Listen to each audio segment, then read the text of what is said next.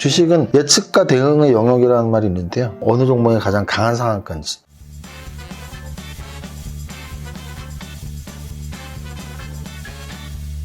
대표님. 라이씨 왔어? 네, 대표님 뭐 보고 계세요? 공부하고 있었지요.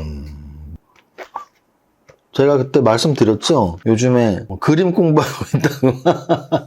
이게 뭐 전혀 티낼 수 없는 완전히 초보자 실력이고요. 실력도 아니, 그냥 그림 공부 이제 막 시작했는데요. 주식 시작하면 주린이라고 하면은 뭐 그린이라 그러나? 그린이? 그린이? 하여간 요즘 이렇게 관심을 가지니까 이렇게 보이는 것들이 있어요. 제가 종이신문을 본다고 말씀드렸잖아요. 그래서 한경과 매경을 매일 보는데 이렇게 보다 보면 경제 뉴스 있고 뭐 정치 있고 뭐 사회면 있고 스포츠면 있고 하잖아요. 근데 이 스포츠면 옆에 원래 예술면이 있어요. 근데 제가 이렇게 예술면을 거의 안 보고 넘겼던 사람인데 그림을 보고 나서부터 이렇게 예술면에 제가 아는 이름들도 좀 나오고 그러면서 이렇게 조금씩 보게 되거든요. 얼마 전에 이제 한국경제신문에서 보다가 한경에서 주최한 건지 모르겠는데 국립중앙박물관에서 합스부르크 600년 걸작들 뭐 이런 내용을 신문에서 보고 여기 한번 가보고 싶다 뭐 그런 생각을 했습니다. 그래서 관련 책인데요. 보면서 이런 예술 작품들이 그런 사연들이 또 다 있더라고요. 왜 이 그림이 어떻게 그려지게 됐는지 그런 스토리를 보면서 또 공부하고 있습니다. 됐지 오프닝? 하루 수업 오늘 시작할게요. 오늘 거래소 지수는 0.59% 하락한 2405. 2405. 지금 음선이 7개가 나왔어요. 7개. 지난주 월화수목금, 이번 주 월화 7개의 음선이 나왔고요. 그 전에 양선이 몇 개였냐면 11월 1일부터 11월이 첫날부터 양선이 역시 7개가 나왔었거든요. 7개 나오고 음선 나왔다가 다시 양선 한번 나왔다가 음선 7개 나왔거든요. 그래서 이게 반등이라는 건 하락이 계속될수록 가까워지기는 해요. 그래서 오늘 이 정도까지 음선 7개 이 정도 조정을 받았으면 2500 돌파 실패해서 2400까지 스트레이트로 빠졌기 때문에 오늘 화요일, 내일 수요일, 내일쯤이면 좀 반등이 나오지 않을까? 라고 생각을 했는데 모르죠. 뭐 내일 돼봐야죠. 어쨌든 제가 설명드리고 싶은 건 계속 오를수록 반락이 한 번은 나올 텐데 또는 계속 떨어질수록 반등이 한 번은 나올 텐데 이런 관점으로 본다면 일단 7연속 음선이기 때문에 내일 정도는 한번 양선이 나오지 않을까라고 기대를 할 만한, 그리고 거래소 차트상으로는 여전히 200선은 얻어맞았고 121선을 돌파한 다음에 아직 지켜내고 있고 2400에 올라오고 있는 21선이 힘있게 올라오고 있어서 2400은 그냥 지켜줄 것 같다라는 게 개인적인 생각이에요. 이 생각이 내일 바로 틀릴 수도 있겠죠. 내일 장이 열려서 2400을 아래로 깰 수도 있지만 주식은 예측과 대응의 영역이라는 말이 있는데요. 예측을 먼저 하고 잘 되면 예측이 맞았네, 틀리면 틀렸네 하고 대응을 빨리빨리 하는 그런 연습을 하시다 보면 예측력도 높아지고 대응의 속도도 빨라지고 그렇게 말씀을 드리고 싶습니다. 코스닥 지수도 750 돌파 못하고서 쭉 밀려서 오늘 712포인트, 거래소보다 좀 약한 거래소가 오늘 0.59 빠졌고 코스닥은 0.88. 제가 좋아하는 팔자가 2개나 있는데 플러스 0.88이 아니고 마이너스 0.88인 게 아쉽네요.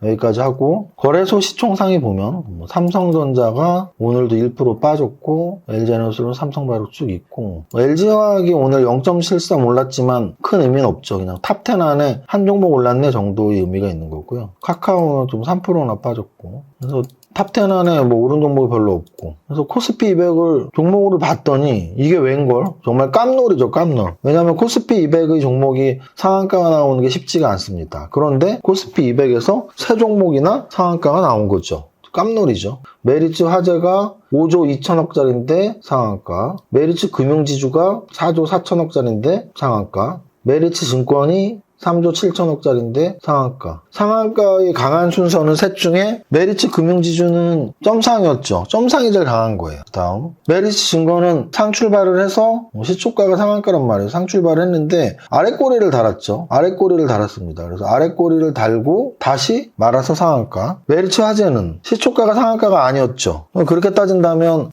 강한 순서는 메리츠 금융지주, 메리츠 증권, 메리츠 화재를 볼 수 있습니다. 또 다른 방법으로 말씀드릴게요. 자, 메리츠 메리츠 금융지주는 상한가 잔량이 3시 반 상한가 잔량이 100만 주였고 시간 내에 10만 주가 잔량이 쌓여있죠. 메리츠 증권은 130만 주랑 26만 주인데 메리츠 금융지주가 3만 4천 원짜리고 메리츠 증권은 6천 원짜리니까 메리츠 금융지주의 잔량이 더 금액이 많은 거죠. 그 다음 메리츠 화재 같은 경우에 4만 6천 원짜리인데 27만 주, 만 주니까 가장 낮은 거죠. 그래서 이거를 제가 왜 말씀드리냐면 제가 예전에 상한가 매매 기법 할 땐 이런 정도까지 분석을 했다고요. 그냥 상한가가 다 똑같은 상한가가 아니고 상한가 차트를 보면서 아까 말씀드렸잖아요. 이미 메리츠 금융지주가 제일 강한 상한가, 그 다음 강한 게 메리츠 증권, 그 다음 강한 게 메리츠 화재, 봉차트상으로 이렇게 보고요. 그 다음 마감 기준으로 봤을 때 메리츠 금융지주가 상한가 잔량이 숫자보다 이 주식 수보다 곱하기 주가를 해야 되니까 그 상한가 잔량 금액이 총 금액이 메리츠 금융지주가 가장 크고 그 다음 메리츠 증권, 그 다음에 메리츠 화재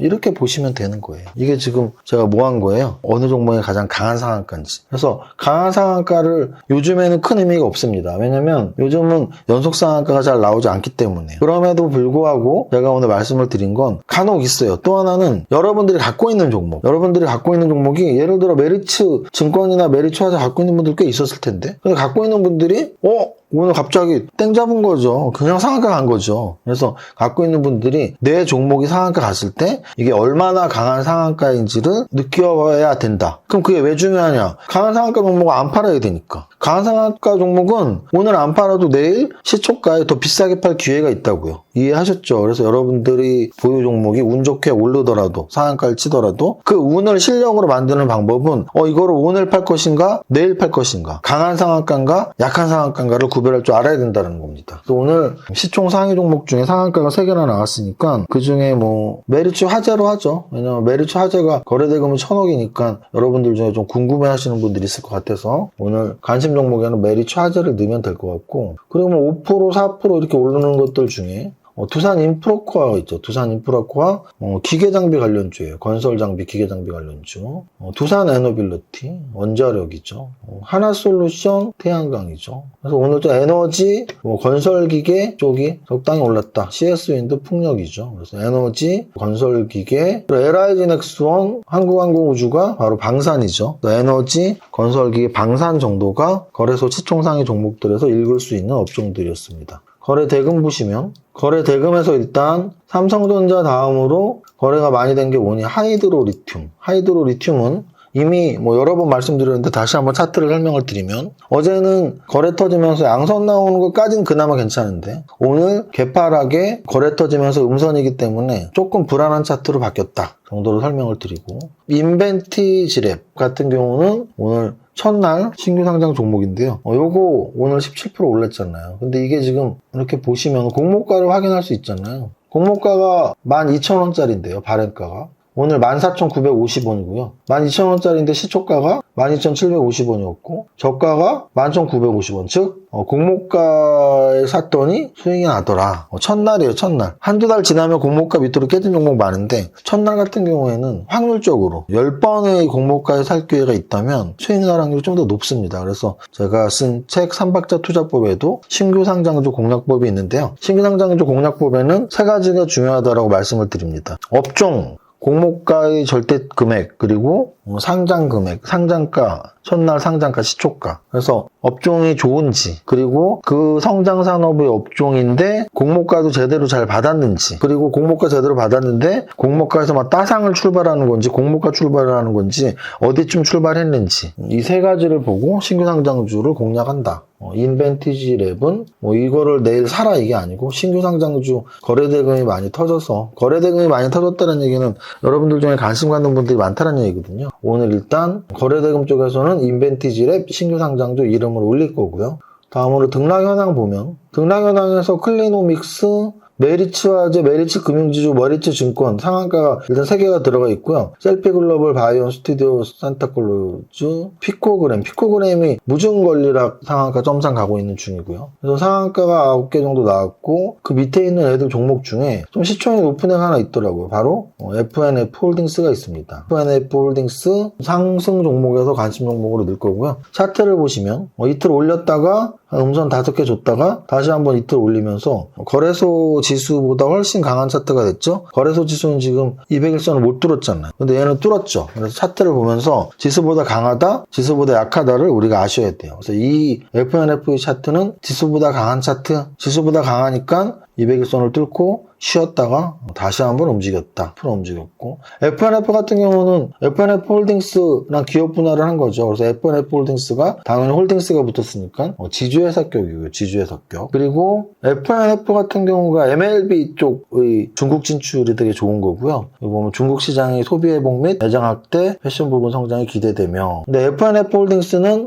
꽤 차트가 좀 이쁘게 움직였는데요. FNF는 그 정도가 아니더라고요. 그래서 보면은 FNF가 좀 더 차트가 약하죠. 하지만 제가 늘 말씀드리는 사업회사 지주회사의 관점으로 본다면 FNF 홀딩스가 강하니까 FNF도 관심 가질 가치가 있다. 여기까지 말씀을 드립니다. 그래서 오늘 대형주에서는 메리츠 금융지주, 메리츠 증권, 메리츠 화재 3개가 상한가를 쳤는데, 상한가 친 이유가 뭐냐면 메리츠 금융지주가 말 그대로 진짜 금융지주를 해라. 예를 들어 우리 이런 거예요. 신한금융지주 있죠. 우리금융지주 있죠. KB금융지주 있죠. 근데 그 자회사들, 예를 들어 KB증권, KB생보 또는 신한생명 이런 애들 상장 안 돼 있다고요. 왜? 100% 자회사니까. 그래서 지금 메리츠 금융지주 도 메리츠 화재하고 메리츠 증권을 100% 자회사로 만들겠다. 그러면 100% 좀 갖고 있지 않은데 어떻게 만드냐? 주식 교환을 하는 거예요. 어떻게? 메리츠 금융지주는 계속 상장되어 있죠? 그러면 지금 메리츠 화재나 메리츠 증권을 갖고 있는 주주들한테 야, 너네 그 주식 내놔. 왜? 메리츠 금융지주가 다 가져야 되니까. 메리츠 금융지주가 야, 니네 그 주식 내놔. 그럼 뭘 줘야 돼요?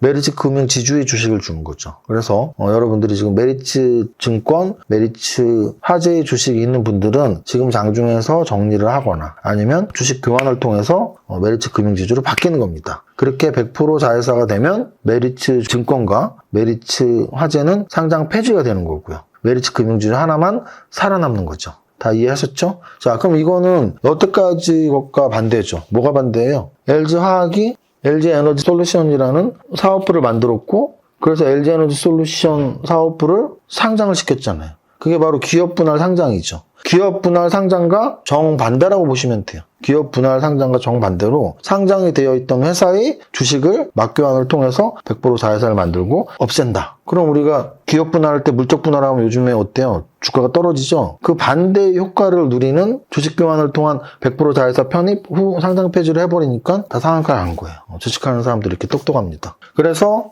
그 시총 쪽에서는 메리츠 화재, 그리고 메리츠 화재와 메리츠 증권과 메리츠 금융지주가 오늘 왜 모두 상한가를 쳤는지 설명했고, 그리고 거래 대금 쪽에서는 오늘 신규 상장된 인벤티지랩, 그래서 신규 상장 종목이 뭐가 중요한 건지, 업종과 공모가와 상장 시초가, 그리고 마지막으로 FNF 홀딩스랑 FNF 사업회사랑 어떤 구분을 이렇게 해드리는 말씀을 드렸습니다. 여기까지 할게요. 오늘 좀 머리가 아파하고 첫 번째 주문하겠습니다. 시작. 나는 10년 안에 100억 부자 될 거야. 화이팅! 이정윤 세무사의 장종시황은 밸런스 투자 아카데미 텔레그램을 통해 받으실 수 있습니다. 안녕하세요. 이정윤 세무사입니다. 화요일 11시 기준 장종시황입니다. 현재 거래소 마이너스 0.37%, 코스닥 마이너스 0.61%로 양시장 모두 소폭 하락 조정받고 있는 가운데 거래소는 윗골이 달고 밀리긴 했지만 6일 음선에 오늘 양선이 일단 발생했기에 오후장 장중 반등을 기대하거나 내일 강한 양선을 기대해 볼만할 듯하네요. 아시아 증시도 전체적으로 보합권에서 움직이고 있어서 오늘 추가 하락 없이 잘 버티면 내일부터 반등의 실마리가 나올 것입니다. 코스피 200 시총상위에서는 오늘 메리츠 금융지주 3인방이 완전 자회사 편입 재료로 모두 상한가에 가는 모습을 보여주네요. 이외에 CS인드와 하나솔루션의 동반 상승, LIG 넥스원과 한국항공우주 동반 상승 등이 돋보이며 현대 두산 인프라코어는 건설기계 관련주의 대장으로 힘을 실어주고 있습니다. 반면 카카오뱅크와 카카오페이, 넷마블과 크래프톤 등이 동반 하락하는 아쉬운 모습 보입니다. 코스닥 시총상위에서는 전체적으로 조정받는 가운데 WCP, 시젠, PNT 등이 2% 이상 상승합니다. 상승률 상위에서는 위에도 언급한 메리츠 3인방의 상한가가 가장 눈에 띄는 가운데 남아토건, 남선알미늄 등 이낙연 관련주의 상승이 나오는 정도입니다. 여기까지 정리합니다. 월드컵 기간이네요. 오늘의 한 줄평, 오후 필승 코스피, 모두의 성공투자 파이팅!